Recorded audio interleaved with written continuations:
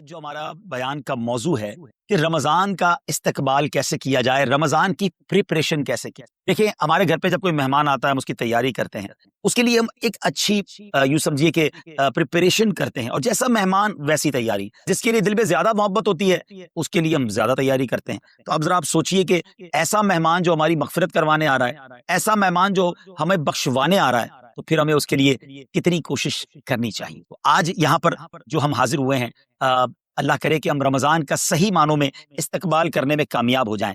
رمضان اللہ کا احسان ہے۔ رمضان کی اہمیت کو سمجھنے کے لیے یہی کافی ہے کہ پیارے آقا علیہ الصلوۃ والسلام فرماتے ہیں کہ اگر میری امت کو معلوم ہوتا کہ رمضان کیا ہے تو وہ تمنا کرتے کہ سارا سال ہی رمضان ہو۔ مولا علی شیر خدا کرم اللہ تعالی وجہ الکریم کا یہ قول کتنا نرالا ہے۔ آپ فرماتے ہیں اگر اللہ تبارک و تعالیٰ کو اس امت کو عذاب دینا ہوتا تو اس امت کو رمضان اور سورہ اخلاص عطا نہ فرماتا۔ اس کا مطلب کیا ہوا کہ یہ بخشوانے، عذاب سے بچانے کے لیے آ رہا ہے، رحمتیں برسانے کے لیے آ رہا ہے۔ کاروباری لوگ بھی مجھے سن رہے ہوں گے، جس علاقے میں جس اسٹور پر کوئی ڈسکاؤنٹ ہوتا ہے، کوئی اسکیم ہوتی ہے، فائدہ ہوتا ہے، ہم ادھر پہنچ جاتے ہیں۔ رمضان ایک ایسی اسکیم ہے، رمضان ایک ایسا بینیفٹ دیتا ہے کہ احادیث میں یہ مضمون ہے کہ فرض کا ثواب 70 گنا کر دیا جاتا ہے، نفل کا ثواب فرض کے برابر کر دیا جاتا ہے، شیطان کو بند کر دیا جاتا ہے، جہنم کو تالے لگا دی جاتے ہیں، جنت کے در کھول دیے جاتے ہیں۔ روزہ دار کے منہ سے جو اسمیل آتی ہے، جو بو آتی ہے، بعض اوقات ہم کہتے ہیں یار پیسٹ نہیں کر سکے پورا دن، منہ سے اسمیل آ رہی ہے، سنیے یہ اسمیل جو ہے یہ اللہ کے نزدیک مشک کی خوشبو سے بھی زیادہ بہتر ہے۔ اللہ اللہ، ذرا آپ غور تو کیجئے، ہر سجدے پر 1500 نیکیاں دی جاتی ہیں، ہر سجدے پر سرخ یاقوت کا جنت میں ایک محل بنا دیا جاتا ہے، اتنی نیکیاں۔ پھر وہ کتنا بدنصیب ہے جو رمضان میں بھی عبادت نہ کرے، رمضان میں بھی اللہ کو راضی کرنے میں کامیاب نہ ہو۔ روزانہ افطار کے وقت 10 لاکھ گناہگار بخش دیے جائیں، اور جناب ہر جمعے کو جب رمضان میں جمعہ آئے تو ہر لمحے 10 لاکھ گناہگار بخشے جائیں، کروڑوں اربوں لوگوں کی بخشش گویا رمضان میں ہونی ہے، تو پھر ہمیں اس کی کیسی تیاری کرنی چاہیے، کتنا ثواب کمانے کے بارے میں سوچنا چاہیے۔ لیکن یہاں ایک اور بڑی امپورٹنٹ بات ہے، ایک تو رمضان میں نیکیاں کرنی ہے، دوسرا بڑا کام یہ کرنا ہے کہ ہمیں رمضان میں گناہوں سے بچنا ہے، کیونکہ عادتیں تو ساتھ ہی لگی ہوئی ہیں نا، شیطان بند ہے لیکن ہماری اپنی عادتیں، جس کی روز حرام دیکھنے کی عادت ہے، حرام سننے کی عادت ہے، حرام بولنے کی عادت ہے، ایسا تو نہیں ہوگا نا چاند آتے ہی سارے سوئچ آف ہو جائیں گے، وہ عادتیں ساتھ ہی چل رہی ہوتی ہے۔ غور کیجئے کہ رمضان میں جو گناہ کرتا ہے نا، اس کا عذاب بھی بڑھ جاتا ہے، اس کی پنشمنٹ بھی بڑھ جاتی ہے۔ یہ ایسے ہی ہے کہ کوئی مسجد کے اندر آ کے گناہ کرے، آپ کہیں گے نا یار خدا کا خوف کرو، مسجد میں ایسا کام کر رہے ہو۔ کوئی مکہ شریف حرم میں اندر جا کر گناہ کرے تو کتنا شدید ہو جائے گا وہ۔ تو رمضان جب اتنا مقدس مہینہ ہے، اس میں گناہ کرنا، اس کی پنشمنٹ بھی زیادہ ہے۔ ایک بار مولا علی شیر خدا کرم اللہ تعالی وجہ الکریم نے ایک قبر والے کا حال دیکھا، اور دیکھا اس قبر والے پر عذاب ہو رہا ہے، اور وہ چلانے لگا، عرض کرنے لگا اے علی میری مدد فرمائیے، اللہ کی بارگاہ میں سفارش کیجیے۔ مولا علی شیر خدا نے ہاتھ اٹھائے کہ اے مولا اسے بخش دے۔ ارشاد ہوا اے علی اس کی سفارش نہ کریں۔ عرض کی مولا وجہ کیا ہے؟ ارشاد فرمائے رمضان کے روزے تو رکھتا تھا مگر رات گناہوں سے باز نہیں آتا۔ روزے رکھ کر گناہ کرنے والے کو اتنا عذاب، تو جو روزے ہی نہ رکھے، ایسے بھی لوگ ہیں جو رمضان میں روزے نہیں رکھتے۔ پلیز اس کو ایزی نہ لیں، ہمیں نہیں معلوم پتہ نہیں اگلا رمضان پھر نصیب ہوگا کہ نہیں۔ پچھلے رمضان میں کتنے لوگ تھے جو ہمارے ساتھ تھے، اس رمضان میں نہیں، اور اللہ پہلے تو ہم یہ دعا کرتے ہیں اللہ ہمیں یہ رمضان بھی عطا کر دے۔ زندگی کا کیا بھروسہ، دنیا کی جو کیفیت ہے آپ کے سامنے ہے، کبھی بھی جا سکتے ہیں۔ پھر اس رمضان کو تو سمجھ لیں بس ایک موقع بنا دیں، لائف چینجنگ ایکسپیرینس بنا دیں، بس اس میں عبادت کرنی، اس میں خوب سجدے کرنے ہیں، اس میں روزے رکھنے ہیں، اس میں تراویح پڑھنی ہے، اس میں گناہ نہیں کرنے ہیں۔ اور آئیے میں آپ کو بتاتا ہوں کہ نبی پاک صلی اللہ تعالی علیہ وسلم رمضان کیسے گزارتے تھے۔ ایک مسلمان کے لیے اس سے بہترین رول ماڈل کیا ہوگا کہ رمضان میرے آقا کیسے گزارتے۔ تو مختلف احادیث کا جو سمری ہے وہ یہ ہے کہ نبی پاک علیہ الصلوۃ والسلام عبادت میں کمر بستہ ہو جاتے، بستر پر کم تشریف لاتے۔ بی عائشہ فرماتی ہیں کہ نبی پاک کے چہرے کا رنگ بدل جاتا تھا، متغیر ہو جاتا، نبی پاک پر خوف خدا طاری ہوتا، آپ گر گڑاتے، آپ رات بھر التجائیں کرتے۔ میرے آقا رو رو کر دعاؤں میں رمضان گزارے، چہرے کا رنگ بدل جائے۔ اور یہاں کچھ لوگ تو وہ ہیں کہ جن کا وزن ہی بڑھ جاتا ہے رمضان میں، اتنا کھانا کھانا ہے، سحری میں زیادہ کھانا ہے کہ سارا دن بھوکا رہنا ہے، افطار میں اس لیے زیادہ کھانا ہے کہ پورا دن بھوکا رہتے، پھر رات کو 2-3 بار مزید کھانا ہے کیونکہ کل روزہ رکھنا ہے۔ رمضان فوڈ فیسٹیول نہیں ہے، رمضان عبادت کے لیے آیا ہے۔ لوگ تیاری کر رہے ہوں گے بھی رمضان کی، وہ کیا کر رہے ہوں گے کہ افطار میں کیا پکانا ہے، سحری میں کیا پکانا ہے، کون سا آئٹم شارٹ ہے۔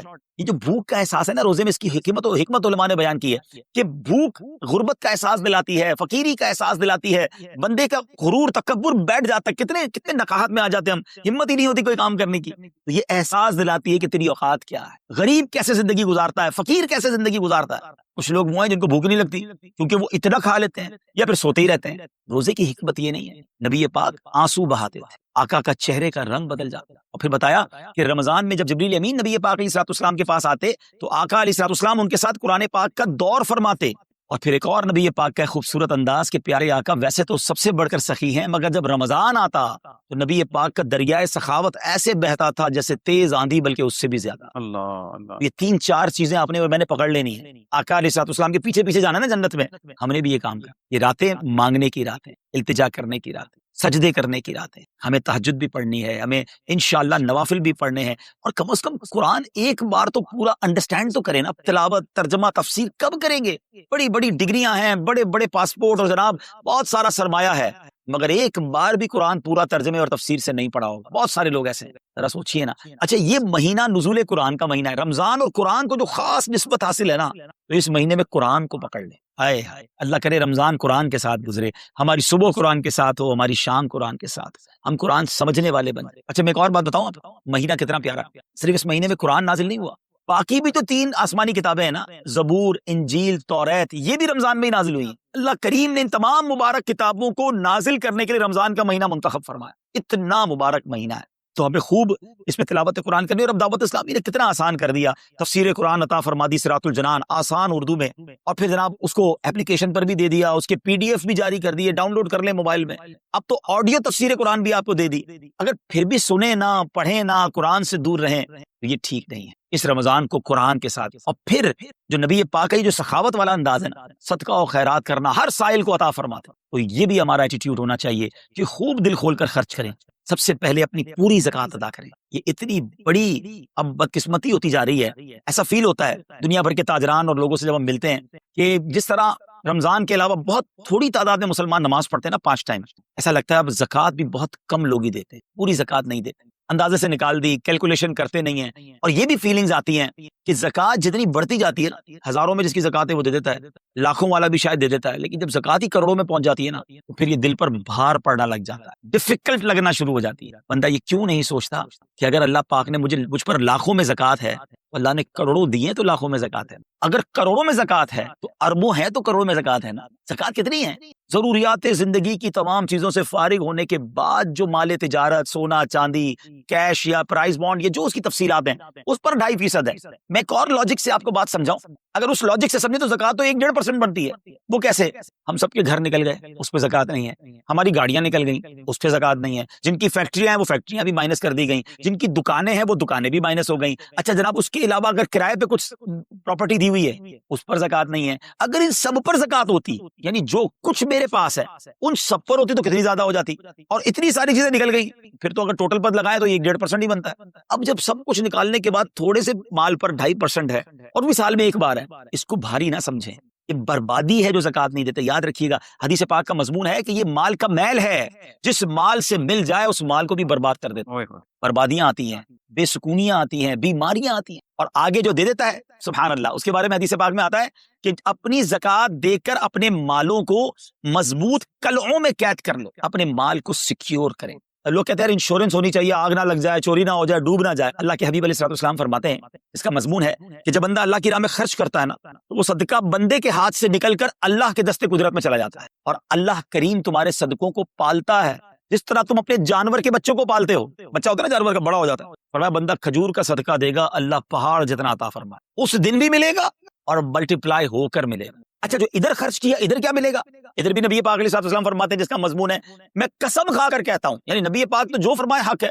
اس حدیث میں تو آقا علیہ الصلوۃ والسلام قسم اٹھا رہے ہیں، قسم کھا کر کہتا ہوں، اللہ کی راہ میں خرچ کرنے سے مال کم نہیں ہوتا، نہ ادھر کم ہونا ہے اور ادھر بھی ملنا ہے. تو پھر تو سودا اب کتنا نفع والا ہے. اور یہ آپ چیک کر لیں، پوری دنیا میں جہاں مجھے سنا جا رہا ہے کہ جو لوگ پوری زکوٰۃ دیتے ہیں نا، ان کا مال ملٹیپلائی ہوتا ہے، اگلے سال زیادہ زکوٰۃ دے رہے ہوتے ہیں. زیادہ زکوٰۃ کیسے ہو گئی؟ کیونکہ مال بھی بڑھ گیا. تو ادھر بھی بینیفٹ ہے، ادھر بھی بینیفٹ ہے، نقصان کا سودا ہی نہیں ہے. پھر چاہتے ہو بلاؤں سے بچ جائیں تو روایتوں کا مضمون ہے کہ صدقہ بلا اور بندے کے بیچ میں آ جاتا ہے. بلا اترتی ہے، صدقہ روک لیتا ہے، لڑائی کرتا ہے اس سے، اور بندے پر بلائیں اور پرابلمز اور ڈیفیکلٹیز آنے سے اسے روک.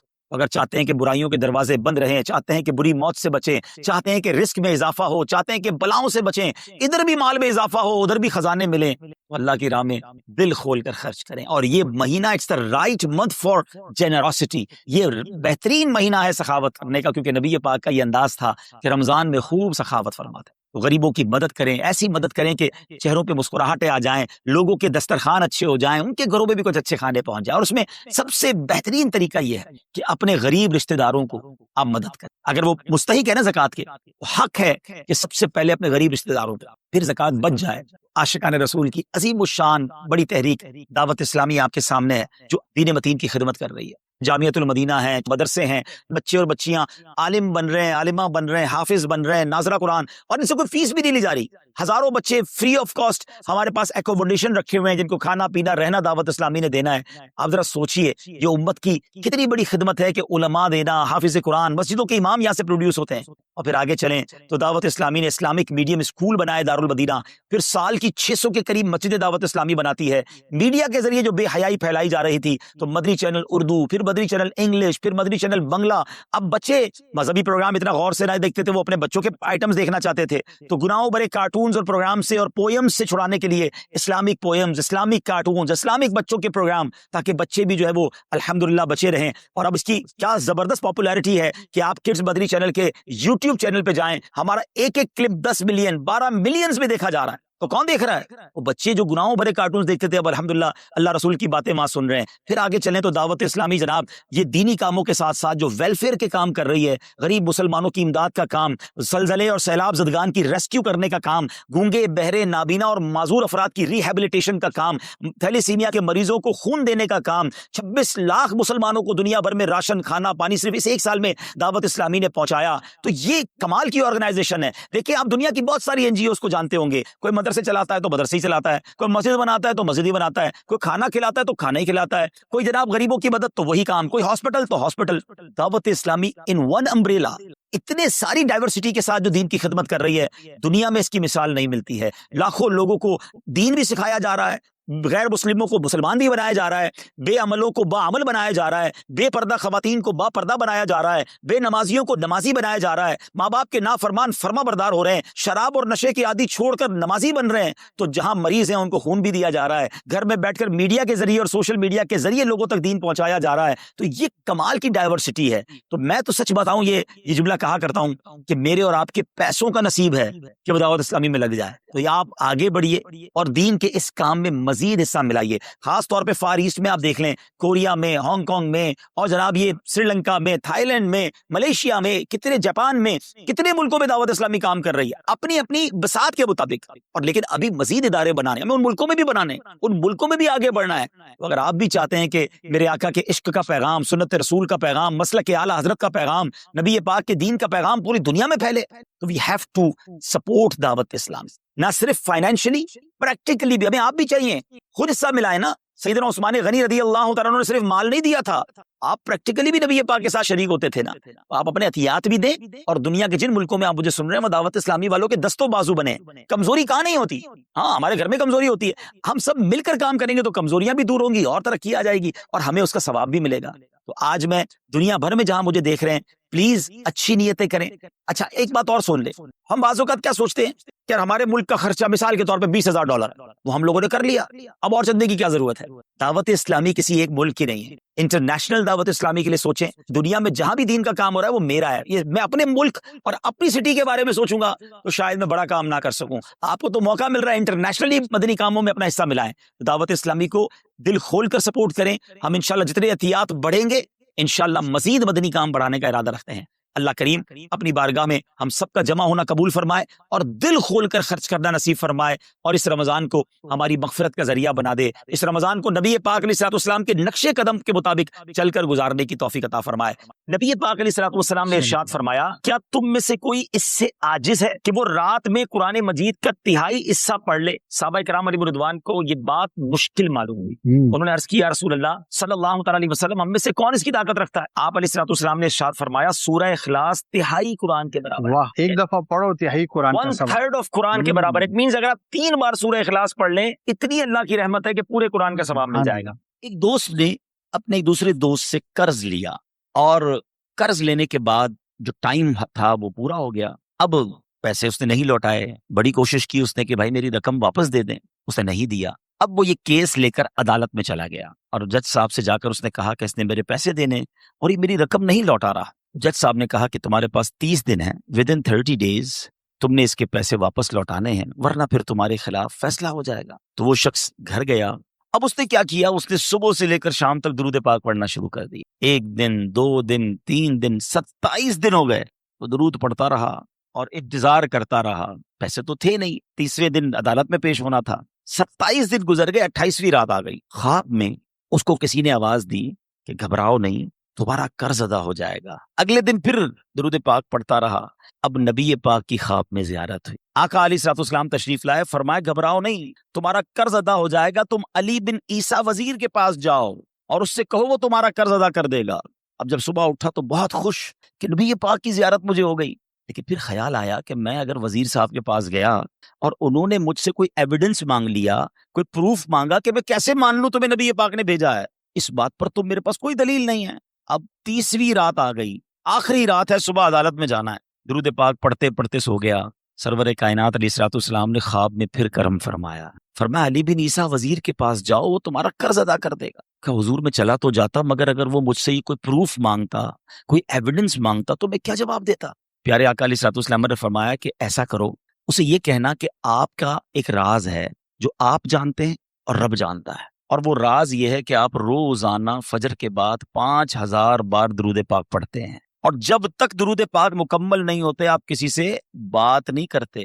اب جب صبح اٹھا تو بہت مطمئن کہ اب تو دلیل بھی آ گئی ہے، پہنچ گیا صبح صبح علی بن عیسیٰ وزیر کے پاس۔ اس کا دربار لگا ہوا ہے، اس نے پیغام بھجوایا کہ میں علی بن عیسیٰ وزیر صاحب سے اکیلے میں ملنا چاہتا ہوں، پیغام لایا ہوں۔ درباری نے آ کر پوچھا، وزیر صاحب پوچھ رہے ہیں کس کا پیغام لایا ہو؟ کہا میں نبی پاک علیہ الصلوۃ والسلام کا پیغام لایا۔ فوراً وزیر صاحب نے بلا لیا، کہا فرمائیے۔ کہ مجھے میرے آقا علیہ الصلوۃ والسلام نے کہا ہے کہ آپ میرا قرض ادا کر دیں، میں 3000 دینار کا مقروض ہوں۔ Today is the last day in the court, آج مجھے کورٹ میں پیش ہونا ہے، اگر آج میں نے اپنا قرض ادا نہ کیا تو مجھے جو ہے وہ سزا ہو سکتی ہے۔ علی بن عیسیٰ کہتا ہے میں بالکل آپ کا قرض تو ادا کر سکتا ہوں، مگر مجھے کیسے پتا چلے، کوئی دلیل ہے، کوئی پروف ہے کہ آپ کو نبی پاک علیہ الصلوۃ والسلام نے بھیجا ہے؟ کہتا ہے ہاں، خالی ہاتھ نہیں آیا، آقا نے دلیل بھی عطا فرمائی ہے۔ اچھا بتائیے کیا دلیل ہے؟ کا دلیل یہ ہے کہ آپ کا ایک راز ہے جو صرف آپ جانتے ہیں اور آپ کا رب جانتا ہے۔ 5000 ٹائمز ڈیلی آپ درود پاک پڑھتے ہیں فجر کے بعد، اور جب تک یہ درود پورے نہیں ہوتے آپ کسی سے بات نہیں کرتے۔ آپ ذرا پہلے تھوڑی دیر کے لیے امیجن کریں کہ جو وزیر 5000 بار روز درود پڑھتا ہوگا وہ عاشق رسول کیسا ہوگا؟ اس کی تو لاٹری نکل آئی نا، وہ تو خوشی سے جھوم اٹھا، کہتا ہے مرحبا یا رسول اللہ، میرے درود پاک قبول ہو گئے، بہت خوش۔ تب ابھی بیٹھے آپ، کمرے میں گیا، واپس آیا اور 3000 نہیں 9000 دینار لے کر آیا۔ کہتے 3000 تو نبی پاک کا حکم، مرحبا یا رسول اللہ، 3000 اور لیجئے، آپ نے اتنی اچھی خبر مجھے سنائی، اتنا پیارا خواب سنایا، آپ کے قدم میرے گھر تک آئے، اور 3000 مزید لے جائیے، اس سے اپنے بچوں کے لیے کوئی کاروبار شروع کیجئے، اور ایک وعدہ بھی کیجئے، زندگی میں آئندہ جب بھی آپ کو کوئی ضرورت پڑے گی نا، آپ میرے پاس آئیں گے، میں آپ کا بھائی ہوں۔ اب یہ دیوانہ بڑا خوش ہو کر عدالت پہنچا۔ اچھا ایوریبڈی ایکسپیکٹنگ اوور دیئر، سب یہ سوچ رہے تھے کہ یہ اس نے آج گرفتار ہی ہونا ہے، کیونکہ تھا ہی کچھ نہیں اس کے پاس، پہلے ہی کہہ دیا تھا کہ میں کولیپس ہو گیا ہوں۔ اب عدالت میں جاتے ہی اس نے 3000 دینار جج صاحب کو دے دی کہ صاحب اس کو میرا قرضہ ادا کر دیں، میں جو ہے وہ اپنے قرضے سے بری ہونا چاہتا ہوں۔ جج صاحب ہوتے ہیں، انہوں نے کہا قرضہ تو ادا کر دیں گے، پہلے بتاؤ پیسے لائے کدھر سے ہو؟ تم تو کہتے تھے پیسے نہیں تھے تمہارے پاس، اتنی بڑی رقم کیسے انتظام کی؟